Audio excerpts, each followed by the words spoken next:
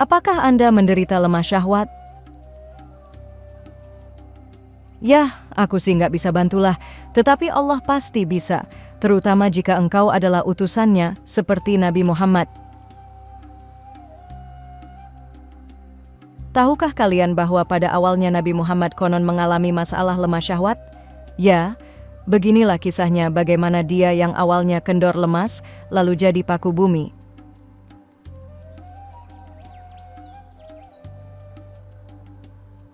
Nabi Muhammad dilaporkan berkata, Aku termasuk pria yang paling lemah dalam hal seks sampai Allah memberiku makanan kafta. Setiap kali aku menginginkannya, aku mendapatkannya. Kafta itu adalah makanan berdaging. sesungguhnya Allah telah berupaya meningkatkan kemampuan seksual Nabi. Bahkan Jibril pun menunjukkan keprihatinannya terhadap masalah ini.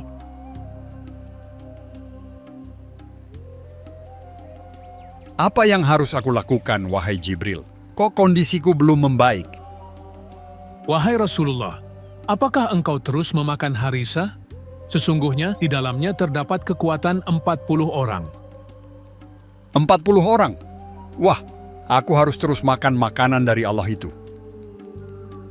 Waduh, kekuatan ereksi dan kemampuan ngeseks setara dengan 40 pria terkonsentrasi dalam satu Nabi Allah. Tampaknya, bahkan para sahabatnya pun tahu tentang makanan khusus ini. Aku penasaran, pernahkah dia membagi makanan itu dengan sahabatnya? Wahai Rasulullah, apakah ada makanan dari surga yang dikirim kepadamu?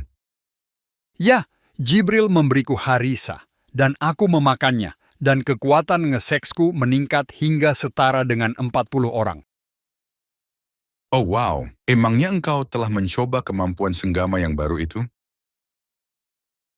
Ya iya dong. Allah memberikan kepadanya begitu banyak kekuatan seksual sehingga Nabi menginginkan lebih dari 4 istri. Pada saat itu istri-istrinya adalah Saudah, Aisyah, Hafsah, dan Salama. Menurut Quran Surah An-Nisa ayat 3, umat Islam diperbolehkan memiliki hingga 4 istri. Namun, aku ingin mengambil menantu perempuanku, Zainab binti Jahsy, sebagai istri kelima.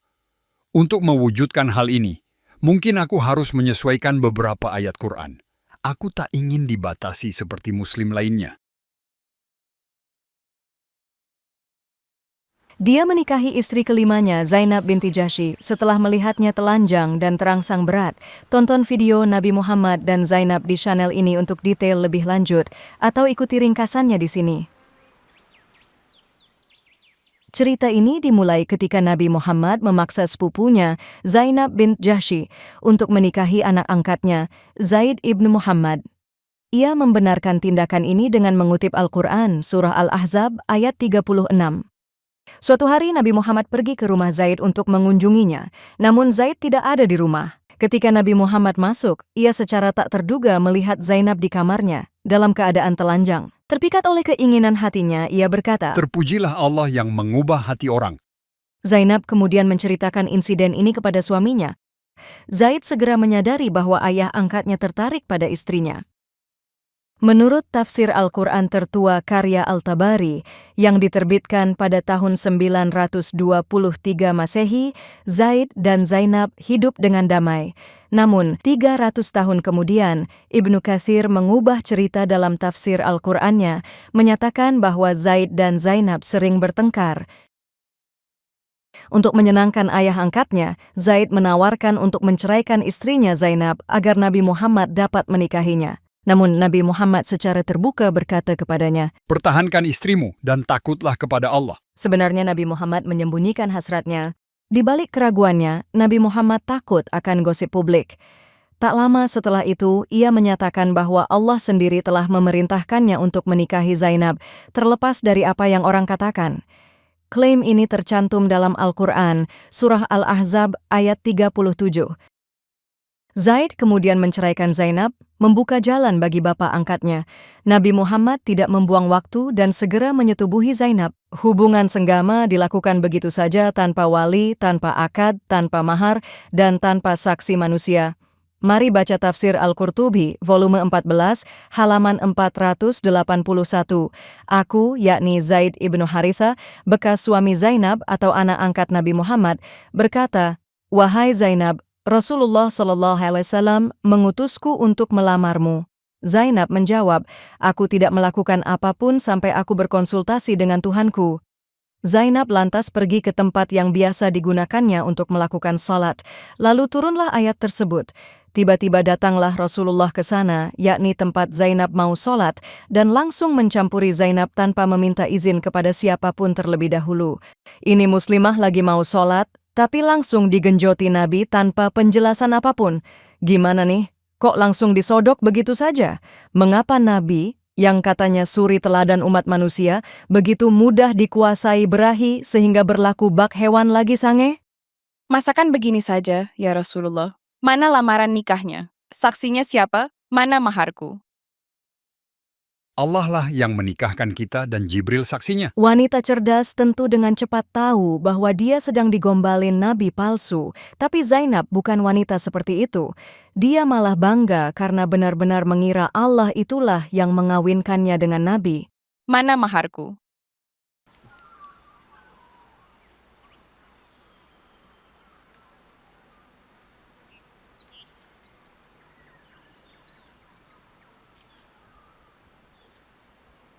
Setelah itu Nabi Muhammad menikahi istri-istri lainnya seperti Salamah, Juwairiyah binti Al-Harith, Habibah, Safiyah binti Huyai, dan Maimunah binti Al-Harith.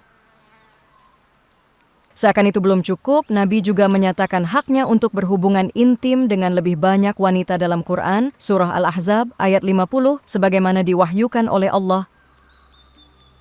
Wahai Nabi, sesungguhnya kami telah menghalalkan bagimu istri-istrimu yang telah engkau berikan mas kawinnya, dan hamba sahaya yang engkau miliki, termasuk apa yang engkau peroleh dalam peperangan yang dikaruniakan Allah untukmu, dan anak-anak perempuan dari saudara laki-laki bapakmu, anak-anak perempuan dari saudara perempuan bapakmu, anak-anak perempuan dari saudara laki-laki ibumu, dan anak-anak perempuan dari saudara perempuan ibumu yang turut hijrah bersamamu, dan perempuan mukmin yang menyerahkan dirinya kepada Nabi, kalau Nabi ingin menikahinya sebagai kekhususan bagimu, bukan untuk semua orang mukmin. Ketika para wanita mengetahui bahwa Nabi Muhammad dapat tidur dengan siapapun yang dia inginkan, mereka dilaporkan datang menawarkan diri, berharap bisa ngeseks dengan sang Nabi. Aisyah tidak suka ketika melihat hal ini. Apa-apaan ini? Gila banget. Nikahi aku, ya Rasulullah. Semalam saja, ya Gituin yang Rasulullah. lama, yang dalam, ya pada Rasulullah. niatnya ingin Ya berseks Rasul. doang. Ajak Bawanya aku halal. dalam Kita tendamu, bisa ya goyang Rasul. bareng semalaman. Kita Sampai senggama subuh. semalaman Siri yuk. sama aku dong, ya Kita Rasul. ngebor bareng yuk, kayak turis Arab di puncak itu loh Rasulullah. Itulah sebabnya mengapa surah Al-Ahzab ayat 50 adalah ayat favoritku. Masakan wanita terhormat menyerahkan dirinya, wanita-wanita ini tidak punya malu, menawarkan diri mereka kepada Nabi. Segala macam wanita menawarkan diri pada Nabi, termasuk mereka yang kurang menarik.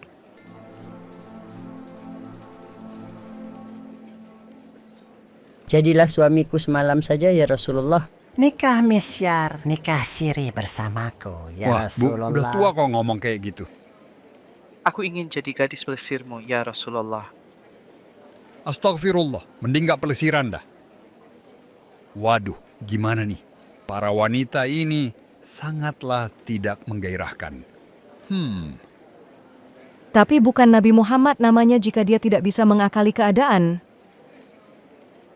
Wahai para wanita uzur, Allah baru saja menyatakan surah Al-Ahzab ayat 51. Begini katanya, kamu ya Nabi boleh menangguhkan menggauli siapa yang kamu kehendaki di antara mereka, dan boleh pula menggauli siapa yang kamu kehendaki. Dan siapa-siapa yang kamu ingini untuk menggaulinya kembali dari perempuan yang telah kamu cerai, maka tidak ada dosa bagimu.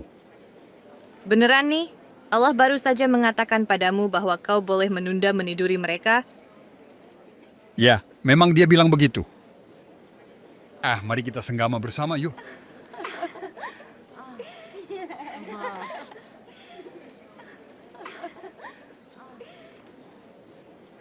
Aku kok tidak melihat Rabbmu, yang tampaknya sangat cepat memenuhi keinginanmu. Allah cepat banget mengabulkan permohonan seksualmu. Namun, mengapa dia butuh waktu sebulan untuk menurunkan wahyu buatku di kasus Al-Ifki? Apakah untuk memastikan bahwa aku tidak hamil dengan anaknya Safwan? Masakan Allah butuh waktu sebulan untuk tahu hal ini? Mengapa dia lamban jika tentang kebutuhan kita? Apakah sebenarnya Aisyah cukup cerdas untuk melihat tipu daya Nabi terhadap para pengikutnya. Dia tidak takut untuk berterus terang. Para sahabat sudah tahu tabiat Aisyah, istri kesayangan Nabi ini. Hanya Aisyah saja yang berani bicara jujur tentang Nabi tanpa takut akan dipenggal kepalanya. mengatur dia untuk memberi izin padamu perihal ngeseks? Aku nggak bisa menegur Aisyah, karena ayat-ayat Quran seringkali turun saat aku tidur bersamanya. Jika tidur dengan wanita lain, nggak ada ayat yang turun. Dikatakan bahwa penduduk surga akan diberi kekuatan 100 orang dalam hal makan, minum, dan aktivitas seksual. Dengan ukuran ini, kekuatan Nabi dikatakan setara dengan 4.000 orang. Tapi apakah ini masuk akal? Mengapa Allah memberikan kekuatan seksual yang berlebihan? Apa manfaatnya bagi umat manusia? Bukankah lebih bermakna jika Allah memberkati Nabi dengan kekayaan yang cukup agar dia tidak menjarah harta orang lain? Bukankah integritas moral dan keadilan lebih penting daripada memamerkan kekuatan seksual belaka? Jawaban atas pertanyaan tersebut adalah karena kekuatan seksual dalam Islam umumnya dianggap sebagai suatu kebajikan. Mari kita simak penjelasan dari Imam Ibnu Hajar Al-Asqalani dalam Fath Al-Bari. Dan dalam hal ini, mukjizat yang paling hebat menimpa Nabi SAW karena beliau, meskipun sibuk dengan ibadah dan pengetahuan tentang Tuhannya serta membangun kekuatan karakter, tetap bersikap hemat dalam makan dan minum, yang secara alami menyebabkan kelemahan fisik yang menghalangi aktivitas seksual yang berlebihan. Meskipun demikian, beliau biasa mengunjungi para istrinya dalam satu malam, mandi sekali, dan jumlah istri adalah 11.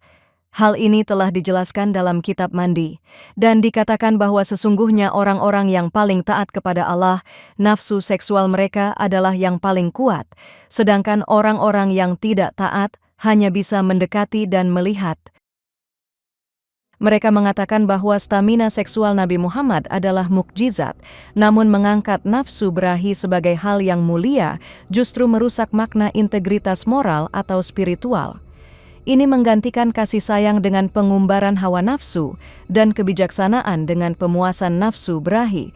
Sebagaimana yang tercermin dalam ajarannya, Islam tidak menawarkan kemajuan apapun bagi umat manusia. Islam hanyalah aliran sesat yang mengutamakan dominasi laki-laki dan hak istimewa pribadi. Dengan ayat-ayat yang mengizinkan poligami dan memberi Nabi hak seksual tanpa batas, sudahlah jelas bahwa aliran sesat ini lebih mengutamakan kekuasaan atas wanita dibandingkan keadilan atau empati terhadap wanita.